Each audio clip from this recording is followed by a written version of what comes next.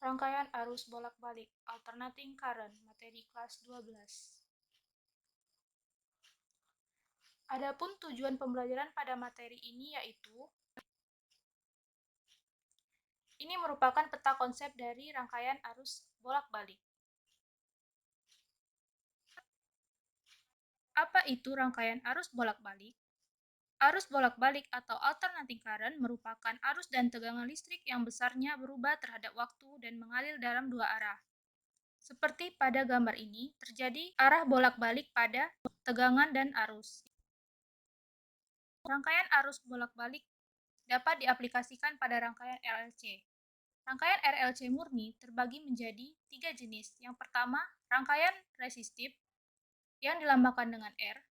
Yang kedua, rangkaian induktif yang dilambangkan dengan L. Dan yang terakhir, ada rangkaian kapasitif yang dilambangkan dengan C. Untuk mempermudahkan kita dalam mengetahui arus dan tegangan pada rangkaian RLC, maka kita menggunakan diagram fasor. Adapun diagram fasor pada resistor, berdasarkan grafik terlihat bahwa tegangan dan arus berada pada keadaan sefase. Kita lihat pada grafik ini, ketika V maksimumnya adalah 0, I maksimumnya juga 0. Tegangan dan I adalah sefase. Maka kita dapat merumuskan arus yang mengalir melalui resistor yaitu I sama dengan I maksimum dikali sin omega T. Dan tegangan pada resistor Fr sama dengan F maksimum dikali sin omega T dengan keterangan rumus sebagai berikut. Selanjutnya, diagram fasor pada induktor. Berdasarkan grafik, terlihat bahwa besar tegangan pada induktor adalah 0. Di sini kita lihat saat arus induktornya maksimum. Ini berarti bahwa arus yang melalui induktor dirumuskan dengan IL sama dengan I maksimum dikali sin omega T dikurang 90 derajat. Arus tertinggal dengan tegangan sejauh 90 derajat. Untuk tegangan pada induktor dirumuskan dengan Fl sama dengan F maksimum dikali sin omega T dengan keterangan rumus sebagai berikut. Selanjutnya, terakhir diagram fasor pada kapasitor. Berdasarkan grafik terlihat bahwa arus pada kapasitor maksimum saat tegangan kapasitor bernilai 0.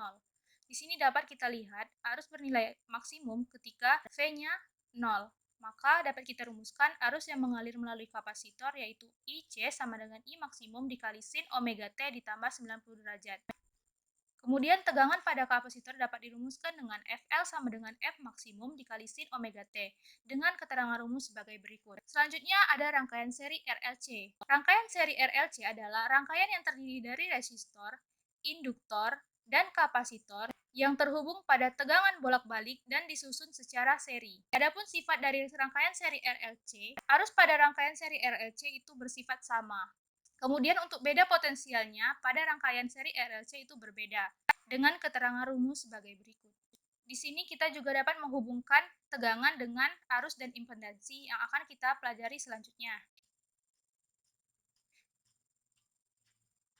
Sifat-sifat rangkaian seri selanjutnya yaitu pada tegangan totalnya yaitu sama dengan akar Fr kuadrat ditambah Fl dikurang Fc dikuadratkan, atau bisa F sama dengan akar IR kuadrat ditambah I dikali XL dikurang I dikali XC dikuadratkan.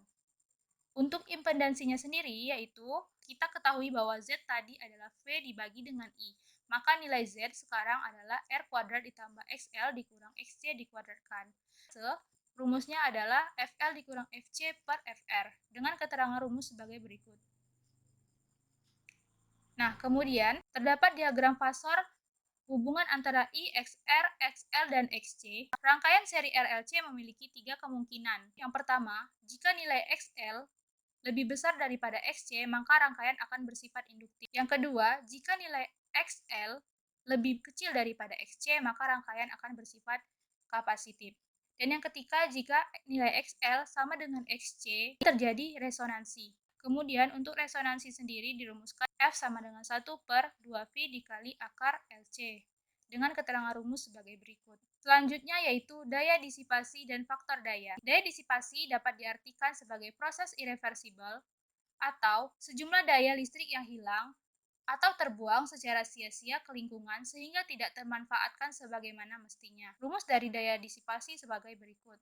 Faktor daya merupakan karakteristik dari arus AC, yaitu rasio dari daya kerja terhadap total daya, yang dirumuskan dengan R per Z, dengan keterangan rumus sebagai berikut.